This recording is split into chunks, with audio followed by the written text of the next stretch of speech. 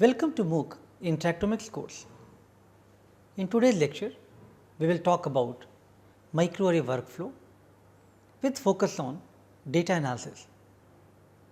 This is in continuation to our previous lecture, where we talked about various strategies involved in performing microarray experiments, various parameters to be taken into consideration for image acquisition and the user interface for image processing.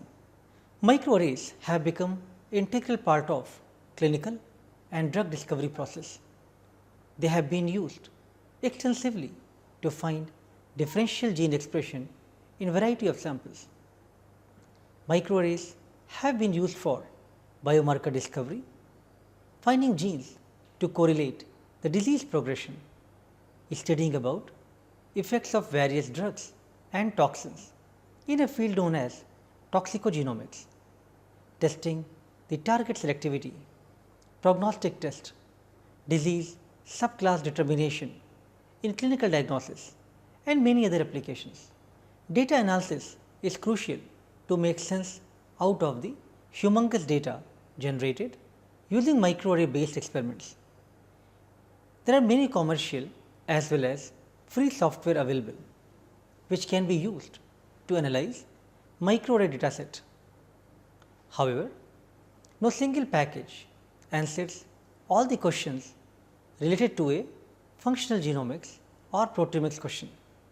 In today's lecture, we will talk about microarray data analysis to cover various type of concepts such as normalization, supervised or unsupervised analysis, different types of analytical methods such as hierarchical clustering, self-organizing maps and principal component analysis.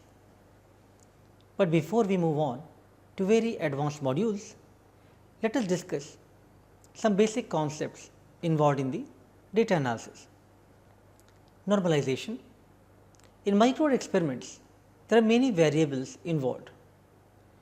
Normalization is performed for reducing bias resulting from variables like printing related issues, dye bias or day to day variations. Some commonly used algorithms for normalization are quantile normalization, variance stabilizing normalization, cyclic Loess and robust linear model normalization. Normalized data can be used for comparative analysis so as to ensure that comparisons are unbiased. Principal component analysis or PCA.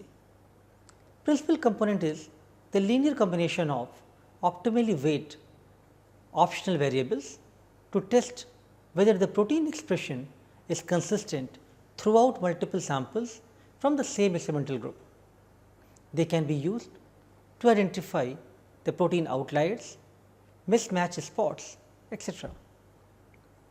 The PCA works by finding supergenes that explains the most variance in the sample are orthogonal to each other.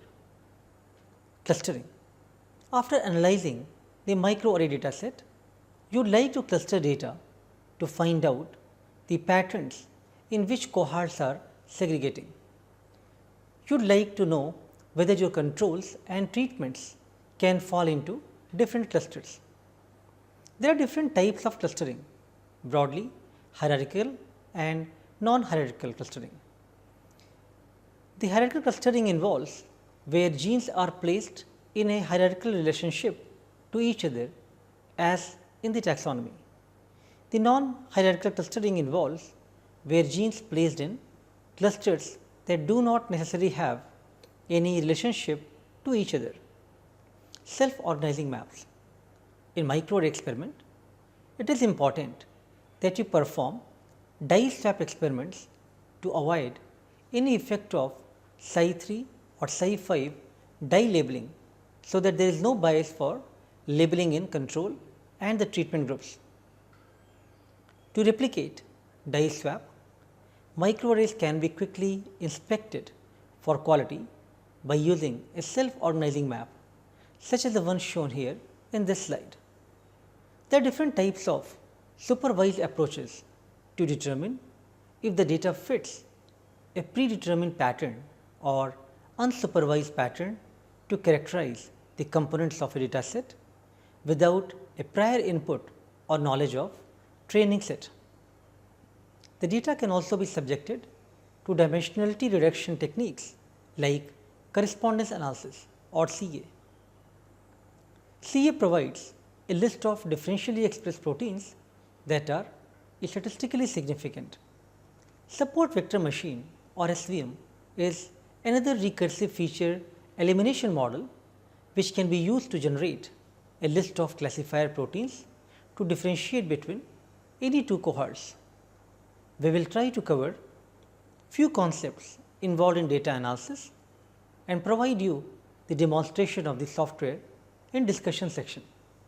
Mr. Pankaj from Spinco Biotech will talk about the basic user interface of AQT software from molecular devices, which is used for analysis of microarray data.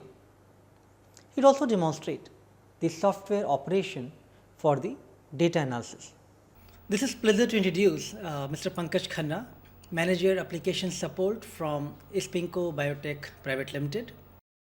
Today, Pankaj will talk to us about AQT software, which is used for analysis of microarray data. The software is from molecular devices and Spinco is distributor for the same. In the last lecture, we discussed about how to scan the slides, microarray slide by using GenePix Pro software. And once the data was acquired, now next step and next challenge is how to obtain some meaningful biological information from that data. So there are various software commercially available. AQT is one among them. And to know more about how to operate the AQT software and how one can actually analyze microarray data, I have invited Mr. Pankaj for this discussion. Hello Pankaj, welcome to this lecture. Thank you, Dr. Srivastava. So in the previous lecture, we actually discussed about various type of parameters which are used to acquire very good microarray image by using GenePix Pro software. Can you just give us an overview of that whole process, how in a nutshell, so that we are briefed about the same, and then we are ready for analysis with the AQT software? Sure.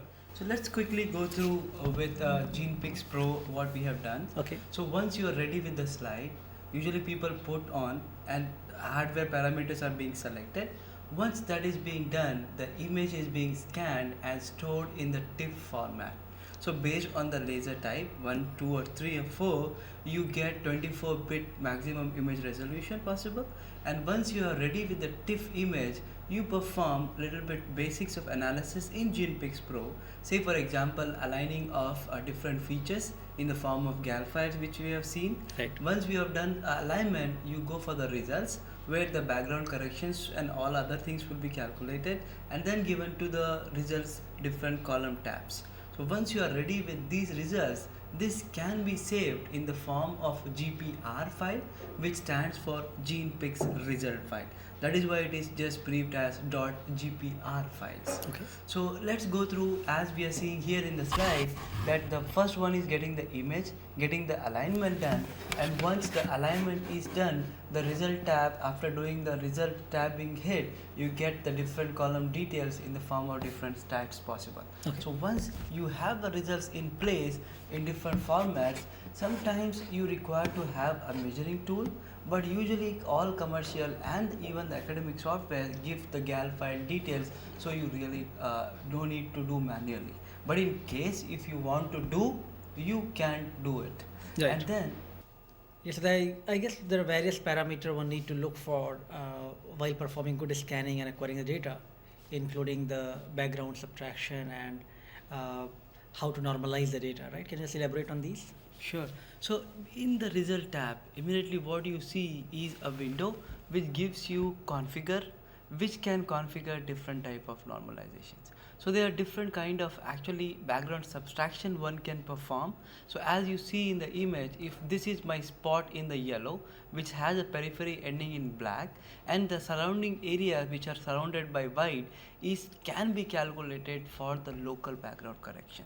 So the local background correction is immediately near the feature which is the area which should not have any fluorescence should be coming in, which comes is just because of the background. That is called as a local background. And we also have a global. So any other place, hole in the chip where the spot is not present, the different backgrounds levels can be calculated at different specific positions. Now this can be used to calculate for the global background corrections. As you have elaborated in the last lecture, user defined one. Say for example, you have a positive control, you have a normal control, you have also got a shape control, morphologically different ones. So you calculate them as features and allow the equity in the configuration to allow which one to go for. You also have a negative control which totally gives only the negative background in the same area of defined other types. I guess we discussed the need for these controls, right? How important those are, and now I think we can see it here, like when we are acquiring these images, how each of the positive and negative control features play a crucial role in the analysis process. So after background subtraction, I think next important thing will be the normalization, right? Maybe you can just explain on that. Yes. So important factor is normalization, because we do microarray experiments chip to chip basis, experiment to experiment basis. What happens there is, owing to the fact that different time points are being used to do the experiment, there are different ways wherein the variance can come in. So you want to avoid maximum possible variations apart from biology. So these all can be handled by the way of normalization. So normalization helps to balance the chip variation across the chips as well as within the chips. Within the chips we do, because we are using at least 2 lasers at a time, right. 532 and 635. So you want to correct for them that both intensity should match to the ratio of 1, so that the differences contributed owing to the fact of the laser powers and the fluorophore stability doesn't come into play of biology. So there are different ways of doing data normalization, and the best suggested ones are the ratio based normalization on the mean or the median values, right. Which is actually a continuous type which doesn't change the shape of the data. The meaning is that this is being escalated or collected, but nothing is lost in the form. Okay. The other way of normalization is lowest normalization, wherein you really change the data structure. Okay. So there some extreme can be removed for the data balance to be made, which is actually little less preferred. So major preferred ones are ratio based, which involves global and normalization factor, and the wavelength based correction which can be done over with. Okay. Now, maybe you can just brief us on the analysis aspect of the GenePix Pro before we just move on to saving the data for equity. Correct. So the very important thing here is the flagging of the spots. Meaning is, as we know that few spots could be controls, so you don't want to take them for the further analysis. What you do is you flag them as present, absent, not to be calculated. So these can be done by the flagging features. You can also give some Boolean queries, basically on the requirements what you want to avoid, so that the spots of the requirement go for the further analysis. And once you include the normalizations or you don't include the normalizations, you can save the GPR or GPR result file, which involves the basic things which is required to correct for the images. Okay. So once you have in hand all these things, you can check for the QCs in the form of scatter plots, histograms, and so also immediate visualizations in the form of data versus different intensity plots, so which gives one an availability that fine, I have QC'd my data, spots are looking good, all good spots are went in, and we try to avoid some kind of physical variations which happen, and this now can be saved as a GPR file which can be further do the analysis. I guess one thing is one need to ensure that the data which is going to be further analyzed for any biological significance should be clean. It should be a quality control check, and all the control parameters are in place. And once we have verified all of those things at this stage, then only that data is actually ready for the next level of analysis. The more better you do QC, right, the more better biological results you do expect. So very rightly said that yes, QC is most important. One need to spend a little bit of time on especially when we talk about high throughput analysis, which is the case in microarrays. Here we are talking about 20,000, 30,000. In fact, now they're very high density arrays are available, right? You are talking like so many data points generated in that one file. So until unless you are very sure about the overall good quality of the experiment, I think otherwise you will be analyzing the very wrong data. So these high throughput platforms provide us an opportunity to analyze a very, very large data set in a very short time. At the same time, what is very important here, that one need to ensure that the data quality is good. Because if it is not good, I think it's better to just leave that chip aside and move on to repeating the whole experiment at once. Because doing all the corrections and all the things will not help to really do the further analysis until unless you are starting with a very good slide to begin with. Very true, totally agree, sir. Yeah. So I guess now once we have QC'd this slide, we are ready for the saving the data for the next analysis, right?